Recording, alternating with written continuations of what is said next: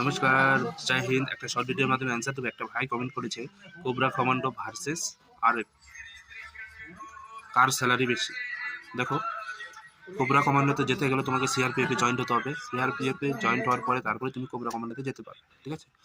আর আরএফও same, সিআরপিতে joint হও তারপরে তুমি আরএফ যেতে পারো। ওকে, তো আরএফে বেশিরভাগ পোস্টিং তোমার সিটি এলাকায় থাকে, ঠিক আছে। র্যাপিড অ্যাকশন ফোর্স, তোমার যখন এমার্জেন্সি হয়, যেমন সিটি এলাকায় দাঙ্গা হাঙ্গামা হয়, ঠিক আছে, যেমন ইলেকশনের সময় অনেক দাঙ্গা হাঙ্গামা হয়, তখন ওই আরএফের জরুরত পড়ে, ঠিক আছে।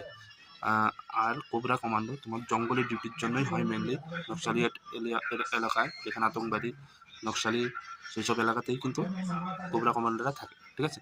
আর যেখানে রিস্ক বেশি সেখানে অ্যালাউন্স বেশি, যেখানে রিস্ক কম সেখানে অ্যালাউন্স কম, এটা সবাই জানো। অনেক ভিডিও বানিয়ে দিয়েছি তোমাদেরকে। তো অবভিয়াসলি কোবরা কমান্ডে তোমার স্যালারিটা বেশি পাবে, ঠিক আছে। অনেক